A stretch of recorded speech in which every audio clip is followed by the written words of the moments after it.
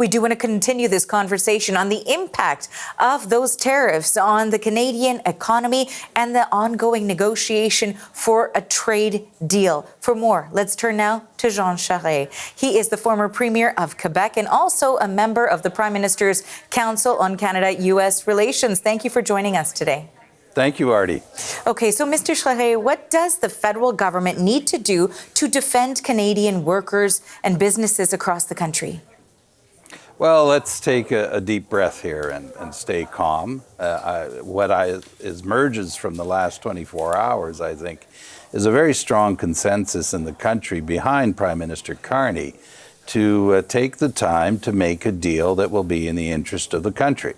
And this August 1st deadline was artificially set by President Trump. And we can see how arbitrary the deals that he's making all over the world. We should also take note of the fact, Artie, that some of the agreements he signed are not aging very well. I can tell you from the contacts I have on the European side that the European deal may actually fall apart. The reactions are so negative on that side of the Atlantic that it would be wise for all of us to take the time to make sure that we get this right. The other thing to take note of that's quite interesting is that Donald Trump must have a real hate-on for an American, let alone Canadian, auto workers who are being punished severely by his administration. This deal with Japan, for example, on 15% tariffs on cars doesn't play very well when there's a 25% tariff on non-American content coming into the American manufacturing sector, rising prices. And add to that a 50% tariff on steel and aluminum, costs that are imposed on the American workers, so that makes their products much less competitive. So when you look at all of this, it just doesn't make sense. It doesn't hold water. And you have to wonder if there's not going to be a collapse at one point in the marketplace once all of this becomes transparent and you see the effects. Plus, add to that the numbers on the American economy that are now emerging, and now we are seeing the evidence of tariffs on the American economy, on consumers, on the price of objects. This is just the beginning. So at one point, I think common sense will have to prevail, and Prime Minister Carney is right to take the time to make sure that whatever agreement we come to with the United States is in the interest of Canada, but also in the interest of other partners. We're not seeking to make a bad deal for the United States. We just want to make sure it makes sense, eminent sense for everyone. When we're talking about the different sort of strategies that are being employed here, I've had multiple conversations with different levels of negotiators and different trade experts who have either been in similar positions or are representing unions, etc. And some believe, and the Ontario Premier is one of those individuals who believes perhaps countermeasures is a way to go, that Canada has been conciliatory in a number of ways, and perhaps now it's time to hit back. And then there's the idea that perhaps it was because Canada did have countermeasures that this was sort of a punitive take that the U.S. president took when it came to singling out Canada in those tariffs taking effect today. Artie, that option of countermeasures is on the table. It's something we may choose to do, that we've done in the past. Canada has always been of the thought that we need to meet force with force. I think that makes sense for us. But we have to be very smart about how and when we use the countermeasures so that they have the most effect when we choose to move ahead with them.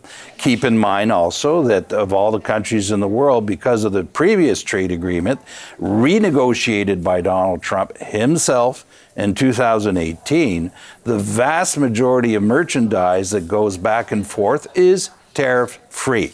And so in that respect, the present situation is not a good one, but it's not as dramatic as it is for a number of countries who just have a straight-out tariff.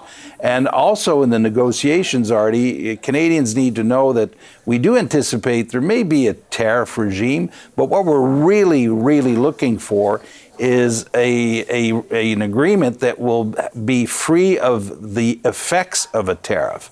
And there's different dispositions or things that we can do in that respect. But that's what we're trying to accomplish here. So stay cool.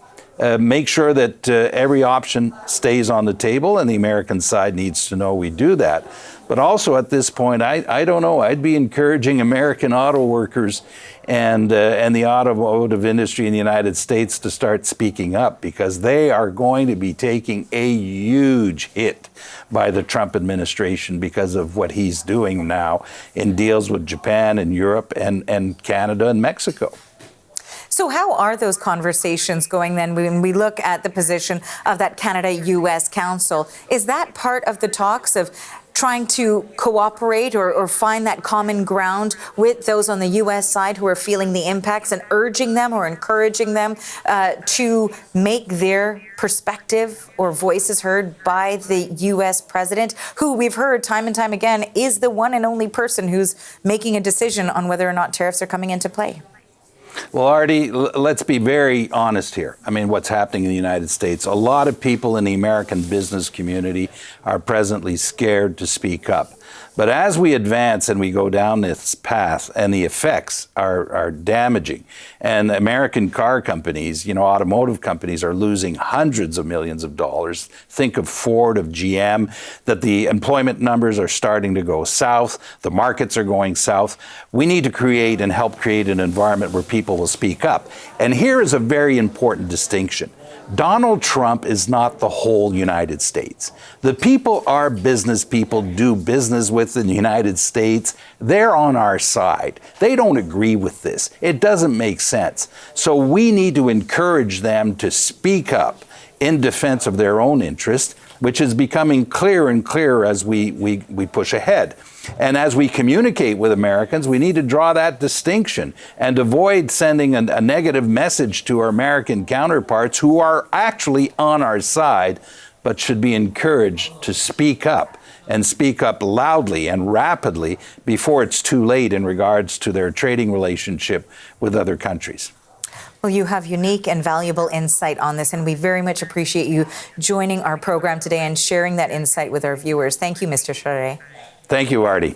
Jean Charest is the former Premier of Quebec and now a member of the Prime Minister's Council on Canada-U.S. Relations. Thank you.